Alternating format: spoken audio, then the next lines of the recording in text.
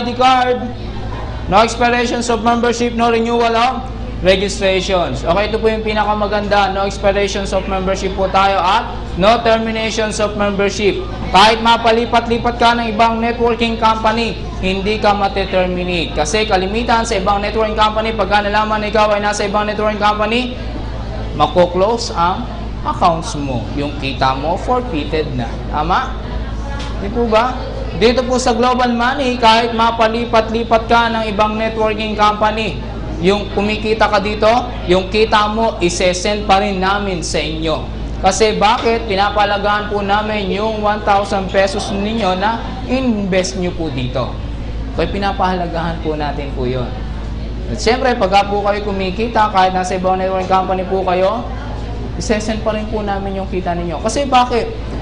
Kailangan po natin na magdagdag ng income. Tama? We need to add additional source of income. Ang hindi ko halos maisip, okay? Yung pong mga ibang networking company, gusto nila doon ka lang sa kanila. Tama? Gusto na doon ka lang. Pagka nalaman na ikaw ay napapunta na sa ibang networking company, terminated ka na.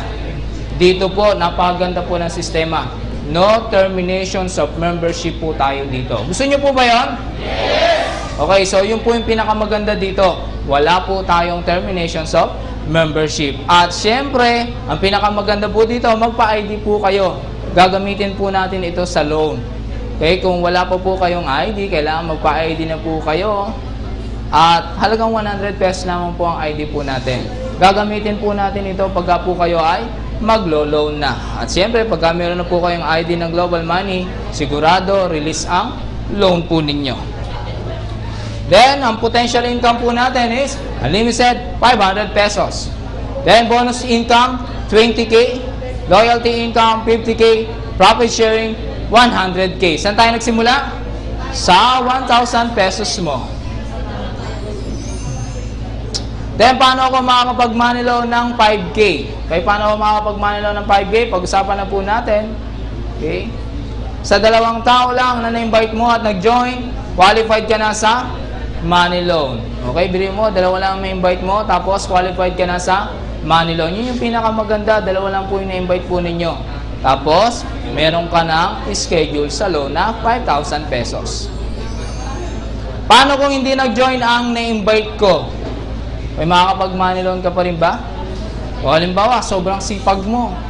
O sobrang sipag mo, araw-araw nag-i-invite ka, sa loob ng 1 buwan nag-i-invite ka. Lahat silang na-invite mo, walang nag-join sa'yo. Sa tingin mo, makakapag-loan ka pa rin? Yes, yung pinakamaganda, makakapag-money loan ka pa rin, basta lagi ka lang mag-i-invite. Lalo na pagka nakita ng company na napakasipag mo, okay, kahit walang nag-join sa'yo, makakapag-money loan ka pa rin. Okay? So, ganun lang po kasimple. Okay, paano ang proseso ng pagbabayad? Okay, sa 5,000 pesos, 2 months to pay. Sa 10,000 pesos, 4 months to pay. Sa 50,000 pesos, 10 months to pay. Okay, yun po yung mode of payment po natin. Okay, so 5,000 pesos, 2 months to pay. 10,000 pesos, 4 months to pay. 50K, 10 months to pay. Every 15 days of the month or every company payroll. Okay, depende na po sa inyo kung paano po ninyo babayaran po yung na-loan po ninyo. Okay? So, kalimitan, depende po yung sa sweldo po natin, kinsenas katapusan or 525, tama? So, depende po yung sa sweldo po natin. Ilang days bago ko makuha ang money loan na 5K? Okay, ito po yung pag-usapan po natin. Ilang days bago po makuha yung loan po natin na 5K. Okay, 30 days lang po. Okay? So, ang pinakamaganda niyan, habang hinihintay po natin yung loan po natin, kumikita ka na. Tama? Okay? Yung kung makikita po ninyo, sa isip po natin, utang. Pero sa simula niyan, ang pinakamaganda, kumikita ka na. Hindi ka na problema kung paano mo babayaran yung malo-loan mo. Kasi, kumikita ka na eh. Tama? Kasi pag kumikita ka na, hindi ka problema ka ba kung paano mo babayaran yung utang mo? Hindi ka na problema kasi alam mo kumikita ka na ngayon.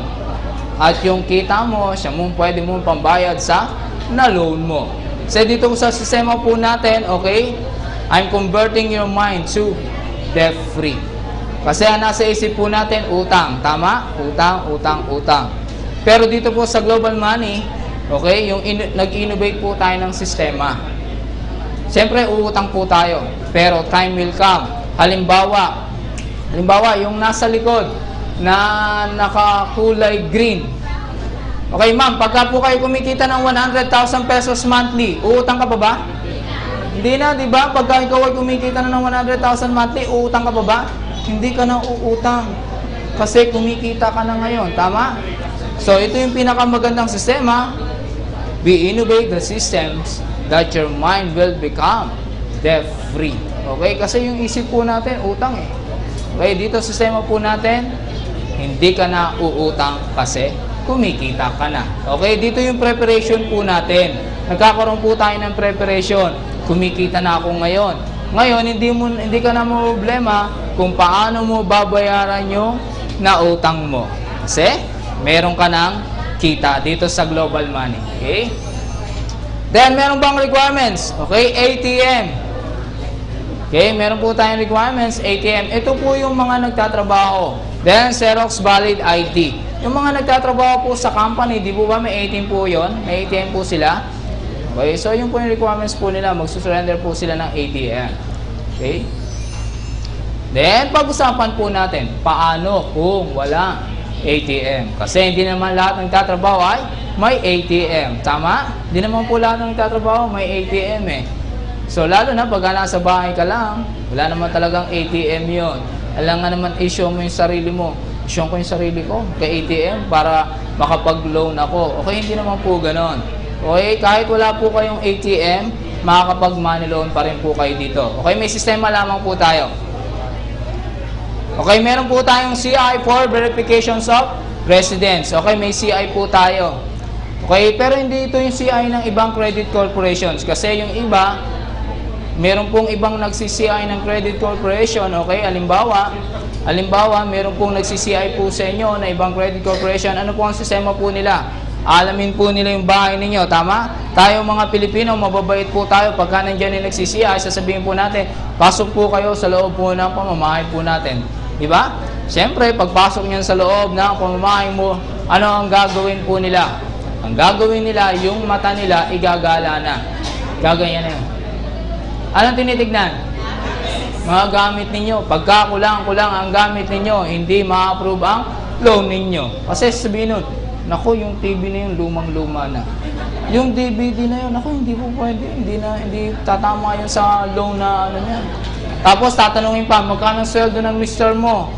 Magkano ang sweldo nyo sa loob ng isang buwan? Magkano ang bill nyo sa kuryente? Magkano ang gastos nyo? Nako, pagka natira doon is piso, nako, hindi approve ang loan po ninyo. Tama?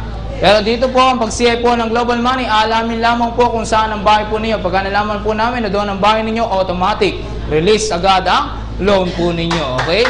Kahit po kayo nagbo-board lang, kahit kayo ay nagre-rent lang, okay, release ang loan po ninyo dito.